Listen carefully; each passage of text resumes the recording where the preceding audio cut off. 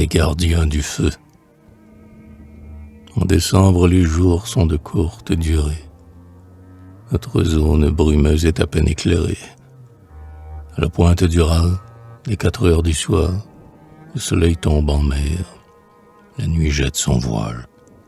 Et jusqu'au lendemain, pas un rayon d'étoile.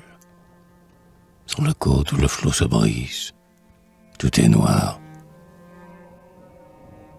De la pointe du Raz au banc de la Gironde, écumeur éternelle, partout l'océan gronde, sur des milliers d'écueils multipliant son bruit. Autant d'écueils, autant de souvenirs funèbres. Cette voix de la mer, parlant seule aux ténèbres, est sinistre durant 14 heures de nuit. Et surtout quand on pense aux nombreux équipages qui, par les soirs d'hiver, poussés dans nos parages, reviennent fatigués d'un voyage au long cours. Et ils ont vu le Cap Horn ou les mers boréales. Mais les cœurs sont restés sur les grèves natales, comptant les jours des mois et les heures des jours. Du golfe de Biscaye au passe de la Manche, le grand océan sombre est dans sa fureur blanche. Il ne reconnaît pas les navires errants. Ceux que nous attendons nous arrivent peut-être, et pas un astre au ciel ne daigne reparaître. Tout le ciel est peuplé d'astres indifférents. Mais de riches lueurs, vertes, rouges et bleues, apparaissent en mer, jusqu'à 9 et 10 lieues. Aux marins dans la houle et dans la nuit perdue, d'où vient-elle si tard, cette clarté bénie? Est-ce un regard puissant de quelque bon génie? Non. Du bord de l'abîme, un homme a répondu. Quand le ciel éteindra ses étoiles avares, pour éclairer l'espoir, l'homme a planté des phares sur les rocs, les écueils, la pointe des îlots. Dès que meurt le soleil, la côte illuminée déploie avec lenteur une large traînée de sa lumière ardente à l'horizon des flots.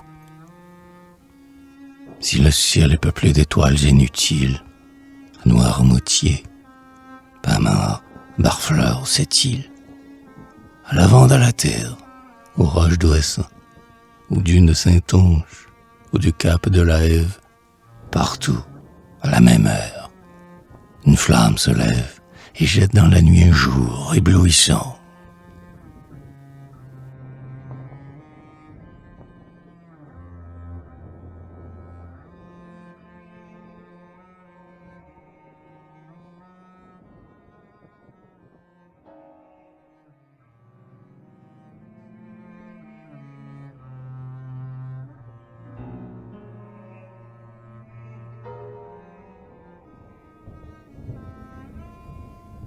Pour les navigateurs qui s'approchent des côtes, un homme toujours surveille à ses flammes hautes. Prisonnier volontaire enfermé dans les tours, et le plus grand vaisseau vient du large sans craindre que la lampe du phare un instant laisse éteindre le rayon de celui qui doit briller toujours. Ceux qui gardent le feu, les veilleurs invisibles, par les gros temps d'hiver ont des heures terribles. Sur un roc, détaché du monde des vivants, où le nuage pleure, où le flot se lamente, les phares sont debout au cœur de la tourmente, dans l'aveugle chaos des lames et des vents. Il faut avoir le pied marin par intervalle. Leurs tiges de granit, sous le fouet des rafales, oscillent brusquement comme de longs roseaux. Il semble que parfois la tour déracinée, par la rage du vent ou d'un bloc entraîné, comme un arbre arraché disparaît dans les eaux. Mais le phare esselé détient bon. L'homme veille. Tous les bruits de la mer ont usé son oreille. Il n'entend pas les cris d'oiseaux tourbillonnants. Hors d'haleine, accouru dans un vol de tempête, affolé de lumière à se briser la tête au grand vitrage clair de ses feux rayonnants. Comme il ne peut rien voir, il ne peut rien entendre, mais l'oreille est au cœur. Il croit s'y méprendre, reconnaître des voix dans le flot déferlant. Un adieu qui s'éloigne, un long sanglot qui passe. Il écoute. Quelqu'un heurte la porte basse, comme un ami perdu qui frappe en le hélant. L'étrange illusion du veilleur est si forte qu'il bondit pour descendre sa petite porte dans le débordement des eaux, prêt à l'ouvrir. Il touche au verrou froid. Il s'apaise.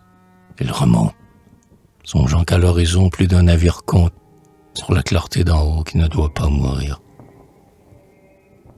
Elle étouffe son cœur, la pauvre sentinelle, dans cette longue nuit qui lui semble éternelle. Une bande grisâtre annonce enfin le jour. Le ciel blanchit au large. On voit clair. La marée, comme un mince fil bleu, s'est au loin retiré. Et l'homme, respirant, s'échappe de sa tour.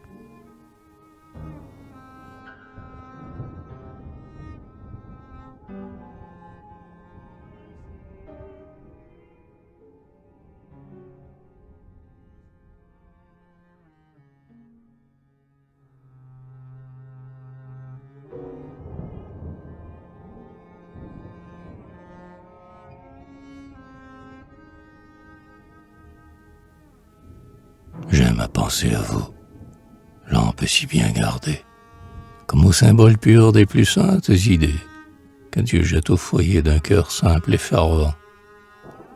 Si la foi n'est qu'un mot et l'espérance un doute, si, par la nuit, un peuple est surpris dans sa route, quelques hommes, pour tous, gardent le feu vivant. On ne sait pas le nom de ces êtres paisibles. Dans le grand bruit du siècle, ils passent invisibles. Les plus riches clartés humbles distributeurs. Mais la postérité les compte et les salue.